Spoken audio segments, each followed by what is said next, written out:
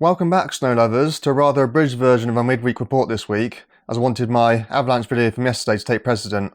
But don't worry, I've still got plenty of useful information for you coming up. So, it's been another warm, dry week in the Alps, with high pressure dominating. We haven't quite seen the crazy hot temperatures that we saw last week, where Chamonix, for example, broke its all-time temperature record for February of a whopping 21.1 degrees C. But we are still incredibly warm everywhere now. It is very much still above average temperatures. And this looks likely to continue as well now for the foreseeable future, at least the next couple of weeks, potentially even longer than that. We currently have a large block of stable high pressure sitting right over the middle of Europe, which once it's established, it becomes very difficult to move. This is wobbling around, so occasionally certain areas will see more cloud than others, and certain days will be slightly warmer than others, as you get more of a northerly or easterly flow on certain days, more of a southerly or westerly flow on other days. But generally speaking, we are still under the dominance of high pressure. Occasionally, some weak weather fronts may well flirt with various portions of the Alps, particularly the far southwest. They may well occasionally see a little bit of light rain and drizzle and a few flurries of snow on the higher tops. But on the whole, we're going to see very little precipitation across the whole of the Alps in the next 2 weeks. This does mean that spring rules very much apply now, virtually across the board. The snow has transformed. We've been through multiple freeze-thaw cycles, so it is very much firm and icy first thing in the morning, softening up throughout the day, with a nice sweet spot somewhere around about lunchtime or the early afternoon. And by the end of the day, particularly on south-facing and high traffic slopes, it's becoming very choppy, very cut up. And of course, the lower runs are really starting to suffer now. Many home runs are becoming broken and some have completely given up the ghost now. For example, my local ski area of Saint-Gervais has now lost its home run. And other ski areas will follow suit, I'm sure, over the coming days and weeks too. But up high, again, virtually everywhere in the Alps, we do still have an extensive snowpack. It is compacting down and consolidating very, very rapidly, but we do still have very good coverage virtually everywhere. Certainly above about 1800 metres, in places even below that we still do have good coverage. So you can still expect some great skiing, particularly, but not exclusively, on the glacier resorts. Places such as Zermatt in Switzerland and Zalmsee Kaprun in Austria. But even in the resorts which don't have glacier skiing available to them, there is still plenty of good skiing on the upper slopes. And lower down, you're just going to have to learn to embrace the slush. Slush skiing is great fun, poor man's powder as we like to say. Especially when you find it in that sweet spot in the midday or early afternoon, it can be really, really enjoyable to ski. And as the snow depth is still great in a lot of places, most runs will still survive, will last and outlast this warm period. So never fear, the ski season is not over yet. Thankfully, now it is much quieter in all areas.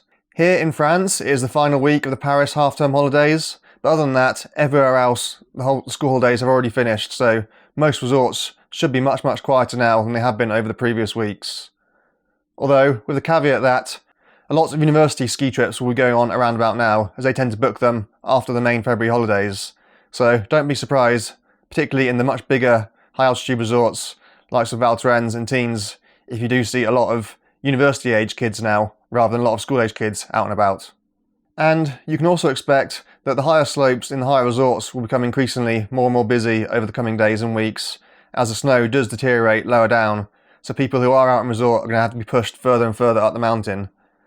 So, for example, the likes of Kaprun in Austria, the lower slopes on the Maasgogel are likely to deteriorate more and more over the coming days. You can expect, up on the Kitzsteinhorn, the queues to become much longer again. But still, it should be much quieter than it was during peak February half-term. We do have the Paralympic Winter Games to look forward to over the next week and a half, with the opening ceremony starting this Friday, the 6th of March, and then running up until the 15th of March.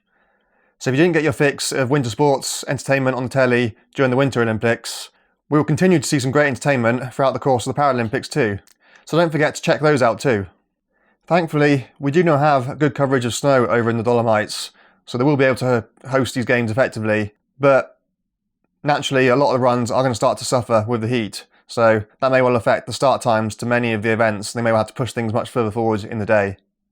But this is nothing unusual, with the Paralympics always starting a few weeks after the Olympics. They're used to having to adapt to warmer, sunnier temperatures. Another thing to be aware of is that we are expecting to see a plume of Saharan dust move up towards certainly the Western Alps and the Southwestern Alps in particular, so France and parts of Italy. You could well see some orange snow over the coming days. It's so keep an eye out for that too. It is unlikely that this will push very far east, but certainly in the westernmost resorts, this could well affect the snow quality over the coming days. Equally, it could give some pretty impressive sunsets and sunrises as well. A big thank you to all of you who have subscribed over the last week or so. I've seen a fantastic response since I posted my previous video, so we're making great progress towards that goal of reaching 10,000 subscribers by the end of the season, so keep it up, let's keep this push going. And welcome to the fold to all of you who are new viewers as well. And a big thank you also to everybody who's contributed to my Buy Me a Coffee page over recent weeks. It is with your help that I'm able to dedicate so much time to put into these videos. Without it, naturally, I'd have to find other means of making a living, and it just simply wouldn't be possible to dedicate as much time as I do to these videos if I also had a full-time job. So an absolutely massive thank you to every single one of you. A big thank you, as always, to the guys at Salesy Online and Snow Camps Europe for their contributions this week. If you want a much more detailed account of how the conditions are in Austria, in particular the region around Zelensee and Kaprun, then head across to Snow Camps Europe to check out their weekly snow reports. And if you head into the Via Latia and want more detail about what's going on over there, check out the guys at Salesy Online. So like I say, just a very quick roundup this week. I'll be back next week with a much fuller video, probably on my usual slot of Wednesday. So until then, stay safe, have fun, and I'll see you around.